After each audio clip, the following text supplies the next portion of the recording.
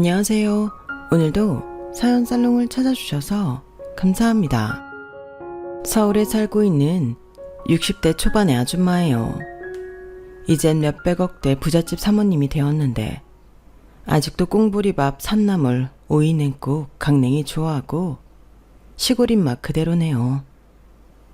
강남 살면서 억지로 고고한 척하는 사모님들 많이 만나봤지만 전 그렇게 연기하며 살고 싶진 않아요. 개인 운전기사가 절 기다리는 것도 불편하고 그냥 버스, 지하철, 가까운 거리는 걷는 게 운동되고 편하더라고요. 태생이 흙수저 중에 흙수저라 그런가 봐요. 요즘 유튜브에 전원일기 영상이 가끔 올라오더라고요. 전원일기의 배경이 되는 농촌 영상을 보면 절로 옛날 생각이 나요. 물론 제가 살던 곳은 그것보다 더 오지 중에 오지였죠. 구멍가게 하나 찾아볼 수 없던 산골짜기였으니까요. 저희 엄마 아빠는 소작농이었어요. 그땐 지금보다 논 밭도 더 쌌을 텐데 밭 한 편 갖지 못하고 남의 땅 전전하며 농사 지어주고 품삯받던 분들이었죠. 아무리 허리가 기역자가 되도록 꺾이며 하루 종일 일을 해도 가난을 벗어나긴 힘들었어요. 요즘 사람들 아이 안 낳는 거 보면 무지하게 가난했던 사람으로서 이해는 돼요. 젊은 사람들이 맞벌이해서 서울에 집 한 채 안정적으로 살 수 있어야 하는데 그것조차 힘드니 아이를 낳고 싶어도 못 낳는 거죠 뭐. 저희 부모님은 조금이라도 돈을 더 모아놓고 아이를 갖자고 계획했는데 30대부터 노력해도 아이가 잘 생기지 않았다고 하네요. 그때 그 시절엔 자식은 7, 8명은 기본이었고 우리 산골엔 15명까지 자식을 둔 집도 있었거든요. 그런데 30대가 후반을 달려가는데도 자식이 안 생기니 부모님 본인들도 미칠 노릇이었지만 주변에서 더 난리였다고 하네요. 우리나라 사람들 오지랖 넓은 건 알아줘야 하잖아요. 게다가 남의 집 밥숟가락 몇 개인지까지 속속들이 다 알고 지내는 시골에선 말 다 했죠. 마을 어른들이 굿이라도 한 판 버려야 하는 거 아니냐, 입양을 해야 하는 거 아니냐 등 별별 훈수를 뒀다고 하네요. 그러다가 저희 엄마가 40이 되던 해 기적처럼 제가 들어섰다고 해요. 돈구녕이 찢어지도록 가난했지만 금슬만은 좋았던 우리 부모님은 외동딸인 절 너무 예뻐하셨고 참 행복한 가족이었어요. 아, 그때 그 시절로 돌아가고 싶네요. 아무리 외풍 심한 낡은 나무집이었어도 우리 세 가족만 있으면 늘 훈훈하고 따뜻했어요. 웃음이 끊이질 않았죠. 학교에 가려면 고개를 2개는 넘어서 가야 했지만 학교도 행복하게 다녔고요. 한 초등학교 6학년쯤 됐을까? 그날도 초등학교를 마치고 아빠와 우리 집 조그만 마당에서 장난을 치고 있었죠. 워낙 건조한 날씨여서 콧속이 콱콱 막히긴 하더군요. 그때 웬 할아버지 같은 사람이 우리 집 쪽으로 고개를 쓱 내밀더군요. 누구세요? 아유, 지나가던 점쟁이인데 내가 다른 사람 사주는 잘 맞춰도 내 갈 길엔 까막눈이구려. 저 짝집 출장 좀 봐주러 왔다가 완전히 길을 잃었는데 웬 날씨가 이렇게 건조한지 입이 바싹바싹 마르네요. 물 한 잔만 얻어먹을 수 있을까 했어 와시다. 개우물도 다 말라버려서요. 아, 그러면 들어오시죠. 아무리 가난해도 물 한 잔 얻겠습니까? 아빠는 그 점쟁이 할아버지를 마당으로 불러들였고 손수 설탕물을 타오셨어요. 그때만 해도 설탕물도 귀할 때였거든요. 설탕물을 한숨에 꿀꺽꿀꺽 다 마셔버린 점쟁이는 개운해하며 행복한 표정으로 우리 세 가족 얼굴을 찬찬히 바라보더군요. 그런데 이내 표정이 굳어져 버렸어요. 내가 관상도 보고 사주팔자도 보는데 온 가족 태어난 날짜랑 이름 한번 불러줘 보쇼. 그 점쟁이는 우리 가족 사주를 두고 종이에 한참을 이리저리 쓰더니 한마디 하더군요. 좋은 얘기를 듣고 싶소? 아님 안 좋은 얘기도 해드릴까? 아빠는 손사래를 치며 말했어요. 아유, 할아버지, 소박하게 열심히 사는 우리 가족한테 초칠 일 있어. 그냥 좋은 말씀이나 하나 던져주고 갈 길 가세요. 그래요. 딸내미가 말년에 아주 잘 살 거요. 부잣집 사모님이 될 거라고. 그럼 난 얼른 내 갈 길 가겠소. 설탕물 잘 먹었수다. 그렇게 우리 집 마당을 나서는 점쟁이 할아버지 가는 길을 제가 배웅해드렸죠. 대문을 나서는 점쟁이가 저한테 조그만 목소리로 그러더군요. 꼬마야, 마음 아프지만 넌 곧 홀로 될 운명이란다. 내 얼마 없지만 저짝 집에서 전봐주고 받은 돈 너 다 주마. 이 돈 주머니에 넣고 며칠간 빼지 말아라. 나중에 결혼은 30 넘어서 해야 한다. 그 전에 하는 결혼은 다 꽝일 거야. 인생이 곧 안 해도 버티고 또 버텨라. 언젠간 좋은 날이 올 것이다. 알았지? 행운을 빈다. 뜻모를 소리만 한 뒤 저에게 몇 푼 돈을 쥐어주고는 점쟁이는 길을 떠났어요. 그 할아버지의 뒷모습이 아직도 잊혀지지 않네요. 전볼돈은커녕 입에 풀칠할 돈도 없었던 우리 가족은 그런 미신을 믿지 않았죠. 제가 홀로 될 운명이라니 뭐니 그딴 말은 곧 제 기억에서 사라졌죠. 하지만 불행히도 그 점쟁이의 말이 현실로 다가오고 말았어요. 가뭄과 건조함이 계속되던 우리 산골에 큰 산불이 발생하고 만 거예요. 화재가 무서운 게 불에 타서 죽는 게 아니라 유독가스를 들이마시고 죽더군요. 뭔가 난리통에 정신을 잃고 쓰러진 후 기억이 없었는데 눈 떠보니 병원이었어요. 중학교 1학년 14살이었던 전 당연히 엄마 아빠를 찾았죠. 하지만 제 곁엔 의사 간호사뿐이더군요. 간호사 언니가 침울한 표정으로 제게 말했어요. 신혜야, 이름이 임신혜 맞지? 너무 놀라지 말고 들어. 신혜네 엄마 아빠는 유독가스를 너무 깊이 마셔서 돌아가셨어. 이따 간호사 언니랑 같이 가보자. 네? 그게 무슨 말이에요? 우리 엄마 아빠가 죽었다고요? 갑자기 왜요? 지금 뭔 일이 벌어진 거예요? 여기는 어디예요? 흰 가운 입은 사람들 있는 거 보니 병원인가요? 정신이 몽롱하고 머리가 깨질 듯 아팠기에 그게 대체 무슨 말인지 몰랐어요. 꿈인지 현실인지 상황 파악도 안 되더군요. 몇 시간 뒤 다시금 정신을 차리고 간호사 언니를 따라가 보니 마을 합동 장례식이 치러지고 있었어요. 거기엔 우리 엄마 아빠의 이름표도 있더군요. 너무 급박하게 사망한지라 다들 영정사진도 없었죠.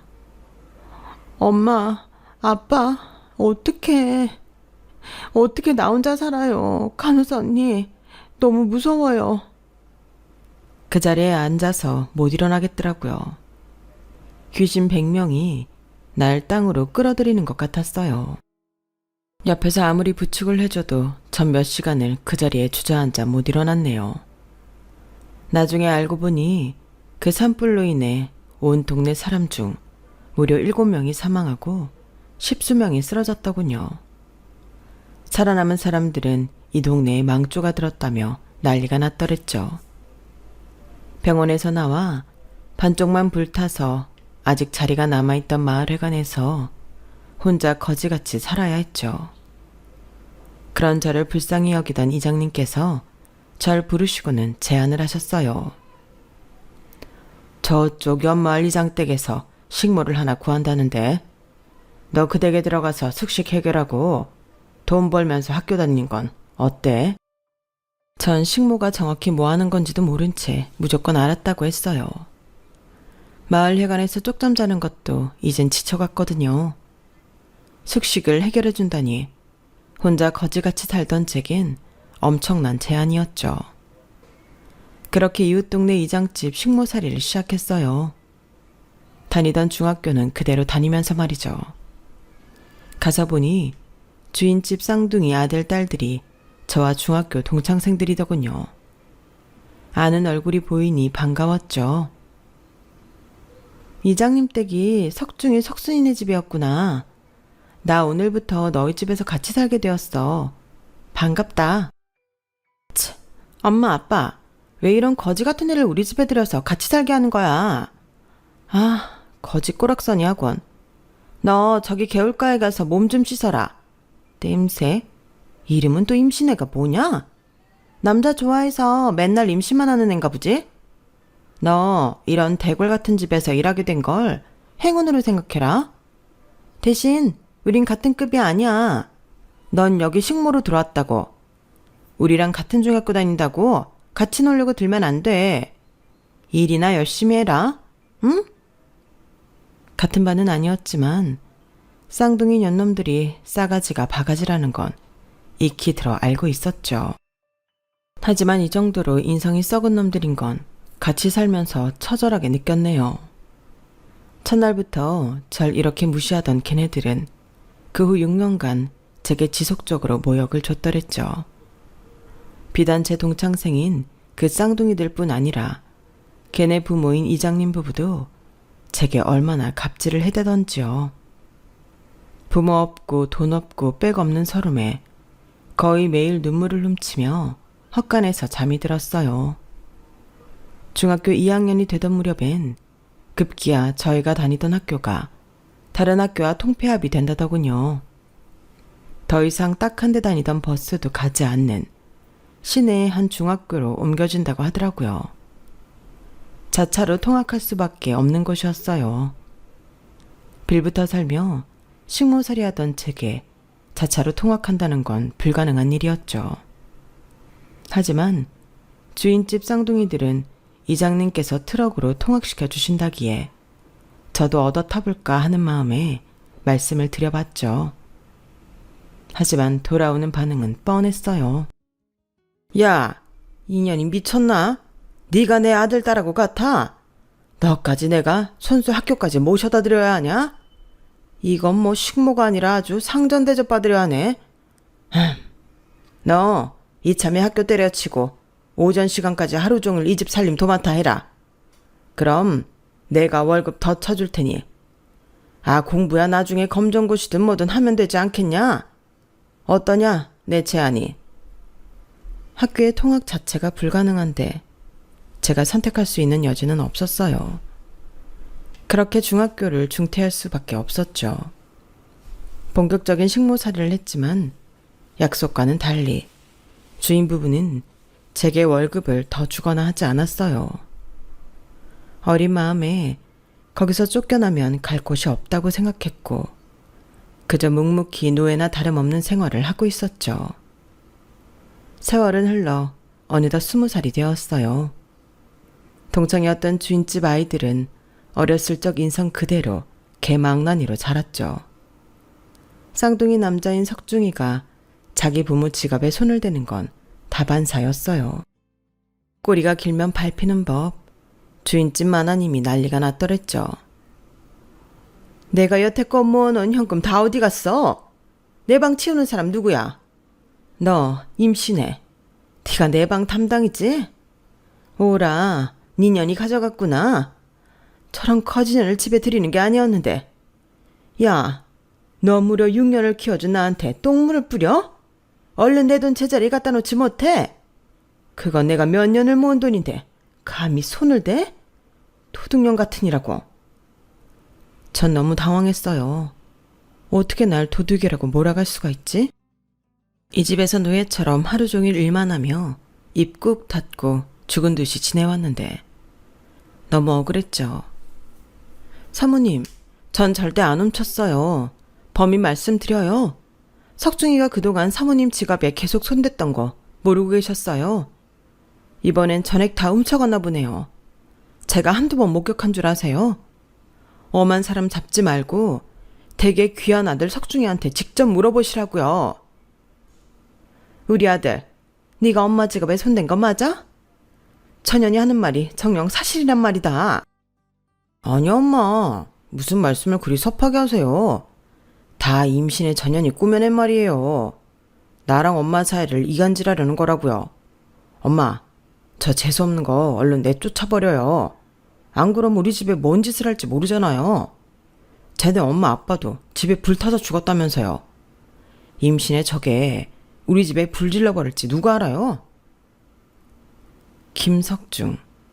그놈은 제 마음속 깊은 곳에 있던 트라우마를 건드렸어요. 감히 우리 엄마 아빠를 입에 올려? 그때부터 손에 잡히는 건 다 던졌어요. 오늘 너 죽고 나 죽자는 심정이었죠.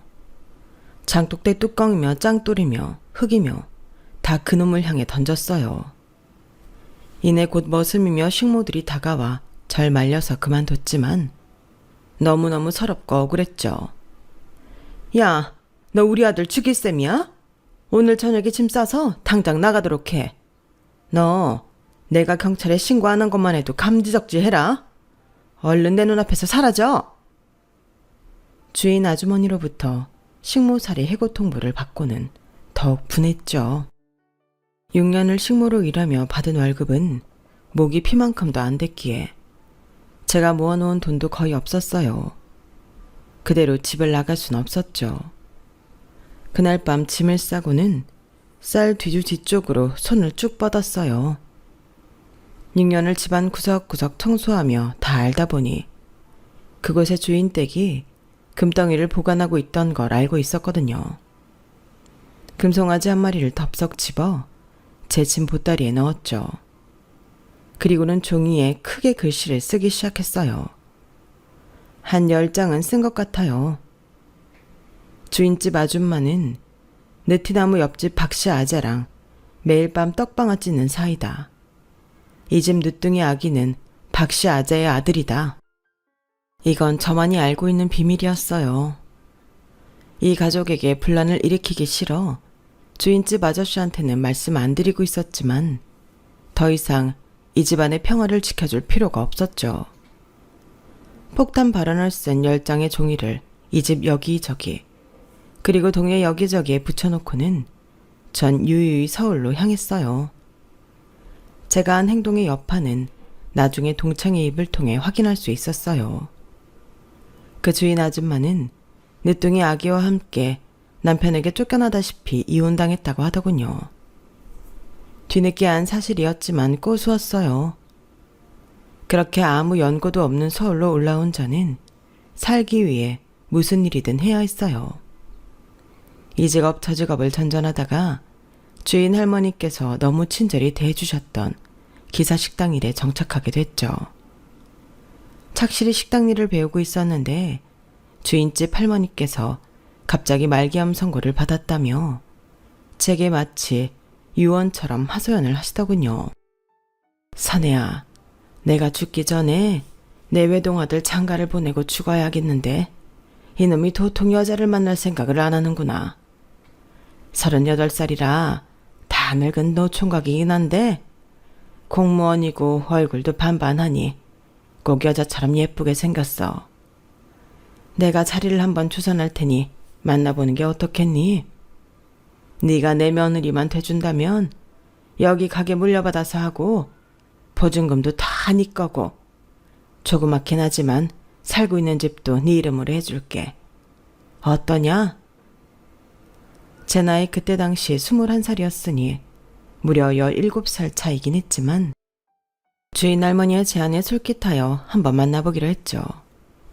세상에, 요즘 말로 하면 딱 꽃미남 스타일의 호리호리한 남자가 걸어 들어오는 거 아니겠어요? 첫눈에 반해버렸죠. 매너도 참 섬세하고 말투도 다정하더군요. 여자의 마음을 이렇게도 잘 아는 남자가 왜 결혼을 안 하고 있는지 의아했죠. 그 남자는 일단 본인 엄마가 말기 암이니 마음이 좀 다급한 것 같더군요. 우리 엄마가 신혜씨 칭찬 참 많이 하더라고요. 평생 결혼 생각은 없었는데 우리 엄마 마지막 소원 하나 꼭 들어드리고 싶네요. 우리 결혼하는 거 어때요? 맨날 촌스러운 남자들만 보다가 세련된 공무원인 이 남자의 달콤한 프로포즈에 홀린 듯이 알았다고 대답했어요.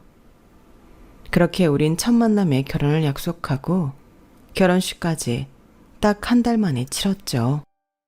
서로 사랑하는 마음보단 상황 탓에 급히 서두른 감이 컸어요. 한 6개월 정도는 더 살 수 있다던 의사의 말을 뒤로하고 시모는 우리 결혼한 지 한 달 만에 돌아가셨어요. 병간호도 제대로 못 해보고 시모의 장례식을 치렀죠. 전 식당을 물려받아 경영했고 남편은 집도 제 명의로 해주더군요. 코딱지만한 집이었지만 시모의 유언이었다면서요. 남자 경험이 없던 저는 몸이 건조한 신혼생활에 원래 결혼하면 다 이런 건가 싶더군요. 심지어 제주도로 신혼여행 갔을 때 부부관계를 딱 한 번 해보고 그 후로 관계도 전혀 없었죠. 남편은 공무원이 뭐가 그리 바쁜지 집에도 잘 안 들어왔어요. 맨날 출장 간다며 주말엔 통으로 외박하기 일쑤였고요. 저도 너무 어렸기에 원래 다 그런 건 줄 알았죠. 외박의 개념도 없었고요. 그러다가 옆집 사는 친한 아줌마가 충격적인 소식을 전하더군요. 세댁, 내가 명동 자주 놀러 나가는 거 알지? 거기서 말이야. 좀 이상한 감각을 목격했는데 말이야. 아, 참. 이걸 세댁한테 말을 해야 할지 말아야 할지. 남사스러워 소원. 네? 뭔데요, 아주머니? 뭐가 남사스럽다는 거예요? 전 명동 딱 한 번밖에 안 가봤는데 거기서 뭔 일이라도 있었대요? 저기 세댁 남편 말이야. 턱 밑에 바둑이 마냥 시커멓고 커다란 점이 있지? 네, 맞아요. 엄청 큰 점이 목까지 이렇게 드리워져 있죠. 근데 그게 왜요? 그 양반이 말이야. 엄청 호리호리 하잖아. 마치 여자처럼 말이야. 내가 잘못 봤을 수도 있는데 남사스런 스타킹에 또각또각 하이를 신고 미니스커트를 입고 화장을 엄청 진하게 하고 명동거리를 활보하는 게 아니겠어? 제대로 여장을 하고 말이야. 아, 말하면서도 내가 다 땀이 나네. 그래도 쫓아가서 박모석 씨 아니에요? 하고 세댁 남편 이름을 부르니까 깜짝 놀라더니 빛과 같은 속도로 도망가더라고. 아마 맞는 것 같아. 이 아줌마가 지금 내 앞에서 무슨 헛소리를 정성스럽게 짓거리는 건지 이해를 못하겠더군요. 내 남편이 여장을 하고 다닌다고? 물론 호리호리한 몸매이긴 했지만 그런 일엔 상상도 못했더랬죠.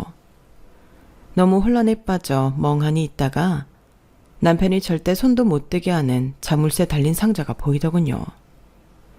당장 큰 도끼를 가져와 그 자물쇠를 박살을 냈죠. 그 상자 안을 보니 여자인 나는 가지고 있지도 않은 화려하고 야한 여자 옷들과 가발, 하이힐까지 모든 게 들어있었어요. 전 거의 졸도하다시피 뒤로 쓰러졌죠. 퇴근해서 들어온 남편이 저와 어지러진 방을 보고는 놀라더군요. 하지만 이내 차분해진 남편은 주섬주섬 짐을 싸더니 제게 한마디 하고 사라졌어요. 정말 미안해. 난 여자랑 결혼하면 안 될 사람이었는데 우리 엄마 유언 때문에 어쩔 수 없이 이렇게 됐네. 이 집과 가게 보증금까지 다 당신 명의로 돼 있으니 이 정도면 됐지? 난 떠날게. 잘 살아.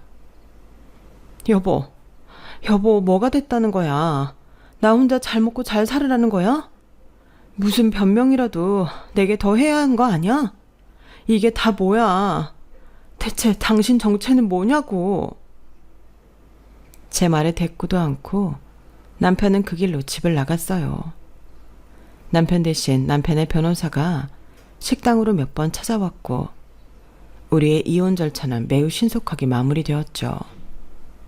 그땐 트랜스젠더니 뭐니 용어도 없었을 때라 남편의 정체가 뭔지도 몰랐어요. 그저 저는 21살 꽃다운 나이의 졸지에 이혼녀가 돼버린 거죠. 그 모든 걸 잊고 싶어서 기사 식당 일에 온 신경을 다 집중했어요. 제가 열심히 일한 만큼 식당 매출은 점점 올랐고 돈도 좀 모을 수 있었죠. 제 전남편의 치부를 폭로해준 옆집 아줌마는 제 처지를 늘 안타깝게 생각했어요. 하루는 웬 남자를 소개시켜준다고 하더군요. 새댁? 아니 새댁이라고 부르기도 민망하네. 이제 이혼했으니. 신혜씨, 내가 능력 있는 남자 하나 추천해 줄 테니 한번 만나봐요. 일찍이 사별하고 애 없이 혼자 된 사람인데 30대 중반이라 나이 차이가 좀 있긴 하지만 사업해서 먹고 사는데 지장 없는 부지런하고 화통한 남자라고. 혼자 식당 일만 하면서 너무 외로웠고 가정을 빨리 일구고 싶은 마음에 그 아줌마가 소개해준 남자를 만나봤죠. 부지런하다던 그 남자는 결혼 후 이러저러한 사업들을 정말 부지런히 싹 다 말아먹더이다. 처음엔 갓그랜저를 딱 타고 나오는 모습이 너무 멋져 보였어요. 까만 선글라스에 운전기사까지 둔 남자가 저와 데이트할 땐 고급 레스토랑만 골라다니고 온갖 공주대범 다 해주니 시골 촌년이었던 제가 마치 출세한 기분이었죠. 호텔도 처음 가봤고 외자 향수도 처음 선물 받아봤으며 만난 지 100일 됐다며 저에게 장미꽃 100송이를 주는데 황송하기까지 하더군요. 88년도 서울올림픽 때는 외국인 상대로 영어를 유창하게 써가며 아는 척하는 모습이 백마탄 왕자님이 따로 없었죠. 제가 그의 프로포즈를 거절할 이유는 단 한 개도 없었어요. 드디어 나도 사랑하는 남자를 만나 꽃길을 걷는 건가 싶었죠. 초대할 사람들은 몇 명 없었지만 성대하게 결혼식을 치렀죠. 그런데 저한테는 참 이상한 재주가 있나 봐요. 결혼만 하면 남편이 완전히 딴 사람이 돼버리는 거 있죠. 1차로 충격이었던 건 그동안 저의 환심을 사기 위해 지출했던 돈이 다 대출이었단 사실이었죠. 그때 당시에는 금리도 어찌나 비싸던지 원금도 아닌 이자를 갚기 위해서 식당에서 일해서 번 돈은 거의 다 투입되었죠. 2차로 대환장이었던 건 남편이 사업 종목을 한 6개월마다 한 번씩 바꾸던 거였어요. 처음엔 가죽 공장을 한다더니 한 6개월이 지나자 이건 푼돈밖에 안 된다며 건전지 사업을 하겠다더군요. 그런 건 큰 회사들에서 생산하는 거 아니에요? 갑자기 웬 건전지 사업을 하겠다는 거예요? 지금 사업한답시고 한 달에 이자만 얼마가 나가는 줄 알아요? 내가 식당 일에서 번 돈 다 은행에 갖다 바치고 있다고요. 정 돈이 없거든 그냥 다 때려치고 구두방이나 해요. 가죽 다뤄봤으니 잘할 수 있을 거 아니에요. 뭐? 인연이 장난하나? 능력 있는 서방 보고 그까지 구두방을 하라고 해? 너 내 인생 망치려고 작정했어? 잘만 말고 식당 열심히 해서 사업 자금이나 되도록 해. 내가 나중에 강남 짬머니 만들어줄 테니. 남편은 결혼 생활이 지속될수록 저에 대한 막말이 늘었고 생활비 한 푼 갖다 주지 않았죠. 첫 번째 결혼을 어이없게 1년이 채 안 돼 마무리 지었기에 이번엔 좀 버텨보려 했지만 이러다간 내가 먼저 죽겠다 싶더군요. 식당 보증금까지 뺏어가려는 걸 겨우 막기도 했어요. 이혼을 생각하려던 찰나 설상가상으로 덜컥 임신이 되어버렸어요. 최소한 이 사람의 아이는 갖지 말아야겠다고 생각하며 조심했는데 그 계획이 물거품이 돼버린 거죠. 일단 남편에게 임신 사실을 알렸죠. 여보, 나 임신했어요. 그래? 그거 내 애 맞아? 제 귀를 의심했어요. 본인 아이를 가졌다는 아내에게 축하는 못해줄 망정 이따위 멘트를 날리다뇨. 남편에 대한 오만정이 다 떨어지더군요. 아이러니하게도 그 순간 이 남자랑 갈라서야겠다는 결심을 했던 것 같아요. 아니나 다를까 남편은 제가 임신한 후에도 아랑곳 않고 제 돈을 사업 자금으로 쓴다며 다 가져갔으며 사업 종목도 계속 바꾸더이다. 전 똑똑거비 같은 아들을 낳고 식당 창고방을 아이방으로 개조해 애를 키우며 돈을 벌여야 했죠. 그러다 제가 전 남편으로부터 제 명의로 받은 조그만 집까지 날려먹었다는 사실을 알게 되었어요. 그걸 따지려 남편 사무실로 전화를 걸려고 하던 찰나 식당 건물 주인으로부터 전화가 옵니다. 나 건물주인데요. 식당 비었나요? 네? 그게 무슨 말씀이세요, 사장님? 잘 운영하고 있는 식당을 비우다뇨. 새댁 남편이 나한테 와서 보증금 내주면 식당 바로 비우고 다음 임차인 위해서 리모델링까지 대리석으로 삐까번쩍하게 해준다고 그러던데 그 조건으로 보증금 이미 빼갔으니 2, 3일 내로 비워주고 리모델링까지 맞춰주세요. 전화 끊습니다. 망치로 뒤통수를 맞은 것 같았어요. 임신 사실을 말할 때 이혼 얘기를 입 밖에 꺼내서 그때 갈라서버릴걸. 이렇게 다 뺏기고 지금 와서 후회한들 소용이 없었죠. 아기를 들쳐업고 집에 가보니 남편은 이미 돈 될 만한 물건들을 싹 가지고 도망갔더군요. 아기를 껴안고 그 자리에 주저앉아 엉엉 울었어요. 남편이 사라졌으니 이혼 절차도 밟지 못한 채 다시금 무일푼이 돼버렸죠. 전세로 살던 집 보증금까지 다 빼갔더군요. 참으로 치밀한 나쁜 놈이었죠. 거리로 쫓겨난 저와 아들은 갈 곳이 없어 미혼모 시설에 문을 두드렸고 그곳에서 잠시 기거할 수 있었어요.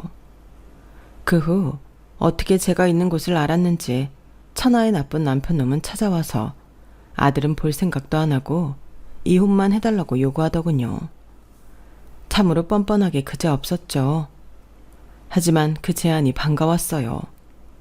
더 이상 호적의 배우자로 함께 남아있고 싶지도 않았거든요. 그렇게 이혼이 빠르게 마무리되고 다시금 이혼녀가 되고 말았네요. 전 시설 관계자분들한테 아들을 잠시 맡기고 최대한 많은 일을 해야 했어요. 그래야 다시금 우리 아들과 살 보금자리를 마련할 수 있었으니까요. 이젠 아들이 있으니 내 새끼를 조금이라도 좋은 환경에서 크게 하고 싶었죠. 그렇게 1년이 흐르고 코딱지만한 원룸에 전세로 들어갈 수 있게 되어 너무 기쁘더군요. 이사한 기념으로 맨날 남이 버린 옷 주워 입히던 아들이 불쌍해서 새 옷을 사주러 도매시장에 갔어요. 마침 그곳에선 빵빠레까지 울리며 경품 행사가 진행 중이더군요. 꽃가루와 함께 큰 음악이 나오니 아들이 너무 신나해서 저도 경품 행사에 응모해봤죠. 결과는 호텔 뷔페 상품권 2매였어요. 너무 기쁘면서도 차라리 이걸 돈으로 주지 라는 어처구니 없는 생각도 해봤네요. 그땐 돈이 너무 절실했던 때였으니까요. 호텔 식사권을 얻었으니 있는 옷 중 가장 예쁜 원피스를 차려입고 화장도 좀 하고는 아들과 함께 가서 배가 터지도록 많이 먹었네요. 장난꾸러기였던 우리 아들은 세상 처음 보는 화려한 음식과 호텔 풍경에 흥분했는지 마구 뛰어다니더군요.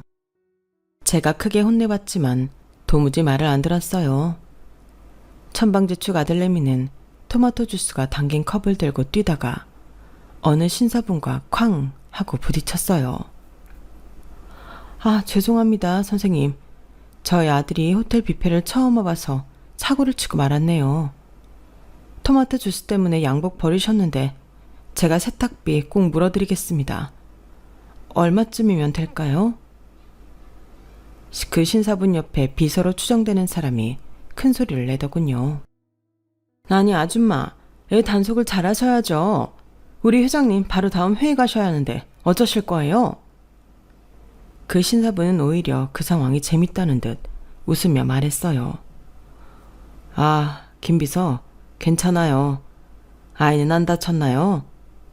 이 나이 때 아이들이 참 개구지죠. 우리 딸 생각나네요. 어머님 되시나 봐요. 아드님이 어머님 닮아서 참 인물이 좋네요. 넉살 좋은 우리 아들은 헤헤거리며 근 신사분의 바지가랑이를 붙잡고 그러더군요. 아저씨, 참 착하네요. 아저씨 우리 아빠 하면 안 돼요? 다른 친구들은 다 아빠 있는데 우리 집만 아빠 없단 말이에요. 나도 갖고 싶어요, 아빠. 전 아들의 갑작스런 멘트에 당황해서 얼굴이 달아오르더군요. 얼른 그 자리 수습하고 도망가고 싶었죠. 그럼 아저씨가 명함 줄 테니 언제든지 연락하렴. 그거 참 귀여운 아이구나. 회장님이라고 불리던 그 신사분은 아들에게 본인 명함을 건넸고 제 아들을 꼭 다시 만나서 맛있는 밥과 장난감도 사주고 싶다며 빠른 시일 내로 연락 달라고 하더군요. 전 그냥 인사치레 정도로만 생각했죠. 당연히 연락은 안 했고요. 그런데 비서를 통해 저희 집 원룸 주소와 전화번호를 알아낸 그 신사분은 우리 집으로 아주 큰 과일 바구니와 아들이 좋아할 만한 장난감 등을 하루가 멀다 하고 선물을 보내왔어요. 한 3일은 그냥 받다가 사람의 도리가 아닌 것 같아 감사의 인사를 전하러 전화를 했죠. 회장님, 안녕하세요. 이렇게 큰 선물을 계속 보내주셔서 전화드렸어요. 감사하긴 하지만 송구스러워서 이젠 안 보내주셔도 됩니다. 오히려 그때 저희 아들이 잘못했으니 세탁비 물어드려야 하는데 이래저래 죄송하네요. 드디어 연락 주셨군요. 기다렸습니다. 저 일전에 아이가 아빠가 없다고 하던데 실례되는 질문입니다만 혼자 아이를 키우고 계신 건가요? 아, 네. 전 남편과 이혼하고 혼자 아이 키우고 있어요. 원룸이 비좁아 선물 놓을 공간도 없으니 이젠 안 보내주셔도 됩니다. 며칠간 감사했습니다. 아, 그렇군요. 저기 이런 제안이 갑작스러우실 수도 있겠으나 우리 회사 사택으로 쓰고 있는 곳이 있는데 마침 비어 있어서요. 저희 호텔 바로 뒤쪽인데 한번 구경 와 보시겠어요? 방 3개에 화장실 2개이고 2분이서 쓰시기에 적당할 것 같아서요. 전 이 호텔과 다른 리조트들을 운영하고 있는 회사 회장입니다. 아버지께서 젊은 나이에 작고하셔서 제가 물려받은 것이죠. 제 딸아이와 부인은 10년 전쯤 불의의 사고로 먼저 떠나보내고 지금 혼자 지내고 있습니다. 그동안 일에만 빠져 살다 보니 벌써 제 나이 40대 후반을 달리고 있네요. 저번에 호텔에서 아주 귀여운 아드님을 보니 우리 딸 생각이 나서요. 제가 아까 말씀드린 사택은 그냥 들어와서 무료로 다 사용하셔도 되고요. 제 호의가 불편하지 않으시길 바랍니다. 아, 너무 갑작스럽게 의견을 주셔서 감사합니다만 생각을 좀 해보겠습니다.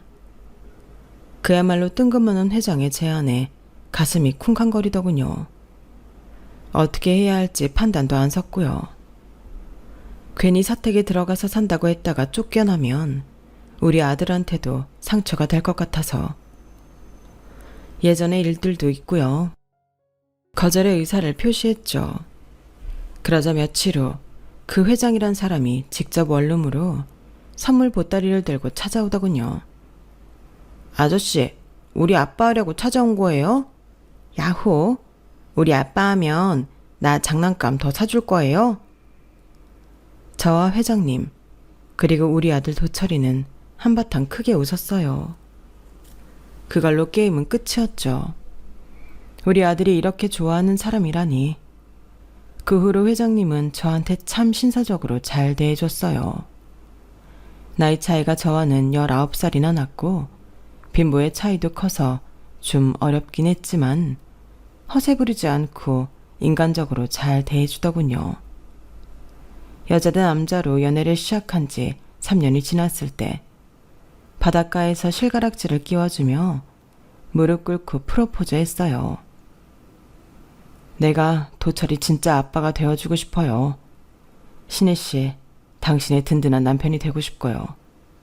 우리 평생 의지하며 잘 살아갑시다. 지난 3년간 저와 제 아들 도철이에게 진심을 보여줬기에 이 사람에게 정말 감사하고 또 감사했어요. 프로포즈를 받아들였고 혼인신고도 하며 우린 법적으로 부부가 되었죠. 그 후로 남편 사이에서 연년생으로 딸을 낳아 우리는 어느덧 5 식구가 되었어요. 그리고 세월은 흘러 제 나이 60이 되었네요. 남편 나이도 80에 가까워 이젠 다 물려줘야 한다며 아들에겐 원래 가업인 호텔과 리조트 사업 대표직을 맡겼죠. 딸들에겐 새로 시작한 패션 사업 쪽과 가장 큰 레스토랑 운영을 맡게 했고요. 아들, 딸들이 미국에서 사업 관련 공부도 많이 하고 경력도 쌓아 가족 사업은 아주 순조롭게 항해 중이랍니다. 요즘 MZ세대란 말을 많이 하는데 아무래도 젊은 아들, 딸들이 MZ 트렌드에 맞게 홍보도 하고 경영을 잘 하더라고요. 아들은 이제 결혼해서 손자도 낳았는데 사돈댁이 유통업 쪽으로 사업하시는 분들이라 우리 사업에 큰 도움을 주고 계시죠. 아무런 걱정이 없던 어느 날, 그날도 여유롭게 호텔에 나가 여기저기 둘러보고 있을 때였죠. 구석에 쓰레기가 좀 있어 허리를 숙이고 줍고 있는데 뒤에서 누가 제 등을 탁 치더군요. 야, 임신애. 너 우리 집에서 식모 살던 임신애 맞지? 너 이 나이 먹도록 여기서 쓰레기 줍고 있냐? 놀라서 쳐다봤더니 제가 40년 전 온갖 구박받고 뛰쳐나왔던 주인댁의 아들놈이었어요. 별로 달갑진 않았지만 그냥 대꾸라도 해줬죠. 아, 석중이구나. 그래, 오랜만이다. 여긴 웬일이니? 야, 너야말로 이렇게 럭셔리한 호텔에 웬일이냐? 안 어울리겠으리. 아까 쓰레기 줍고 있는 거 보니 청소부로 왔나 본데 여기서 한 달 뒤에 중학교 동창회 하거든. 다시 한번 예약금 넣고 장소 확인하러 왔지. 그날 너도 올래? 내 아들이 이 호텔 총괄 매니저라 아들 백 좀 써서 저렴한 가격에 예약했다니깐. 내 아들 대단하지? 참, 지 아들이 내 남편이 주인인 이 호텔 매니저라며 뻐기는 모습이 웃기지도 않더군요. 그래도 우리 호텔에서 동창회를 열어준다니 반가운 마음에 간다고 했죠. 그리고 드디어 동창회 당일, 몇십 년 만에 동창들을 만난다니까 약간 떨리더군요. 뭔가 설레는 마음도 잠시. 내가 동창회에 등장하자 친구들은 너도 나도 날 무시하고 까내리기 바빴어요. 야, 임신해. 쟤한테 맨날 우리가 임신하라고 놀렸었잖아. 이름이 특이해서. 웬만하면 개명 좀 하지. 하도 가난해서 먹고 사느라 바빴나 보지. 하긴 식모살이 하느라 중학교도 중퇴한 주제에 천년이 우리 덕에 호텔에 닿아보고 출세했네 그려. 뭐? 야, 니네 나 이렇게 무시하려고 동창회 불렀냐? 내가 아직도 그 옛날 식모 임신해일 것 같아? 너네는 어째 서른이 돼서도 인성이 그대로냐? 유치하고 나빠 처먹은 인성 그대로 컸네. 아, 불쌍한 것들. 뭐? 이게 미쳤나? 한방 식모는 영원히 식모야. 네가 뭐 잘 살아봤자 얼마나 잘 살겠냐? 얼굴만 반반하지. 돈도 부모도 없던 거지년이 어디서 까불어. 중학교 중퇴해서 머리도 텅 비었을 텐데 그동안 책 한 권이라도 제대로 읽은 적 있냐? 밥 벌어먹느라 힘들었을 텐데 말이야. 전 머리 끝까지 화가 났어요. 이렇게 조리돌림할 거면 날 대체 동창회에 왜 불렀는지 제대로 빡쳤죠. 그때 이 호텔 대표로 있는 제 아들이 룸을 지나다 절 발견하고는 엄마! 하고 부르더군요. 그 옆에 매니저 일한다던 석중의 아들도 있었고요. 유치하지만 이제 내 정체를 밝히고 이 자리를 털고 집에 가고 싶더군요. 전 아들에게 이리 오라고 손짓했어요. 엄마, 여기 오늘 동창회 있다고 하던데 엄마 친구들이었어요. 진작 말씀하시지. 옆에 있던 석중의 아들이 제게 90도로 인사하더군요. 아우, 사모님, 저희 아버지와 동창이셨나요? 몰라 뵈서 죄송합니다. 아빠, 이분은 우리 호텔 대표님 어머니셔요. 회장님 사모님 되시죠? 이 사실을 들은 제 동창들은 입을 틀어막고 뒷걸음치며 놀라는 반응을 보이더군요. 본인들이 사람 무시하며 잘못한 건 아는지 뒷걸음치는 꼴이 무척이나 우스웠죠. 이내 곧 석중이가 사죄를 하기 시작하더군요. 거의 반쯤 무릎 꿇은 상태에서 말이죠. 아이고, 이 호텔의 안주인이셨어요, 신혜씨. 진작 언질 좀 주지 그러셨어요. 아, 우리 아들 좀 잘 부탁드립니다. 제가 지금껏 잘못한 것들은 다 잊어주세요.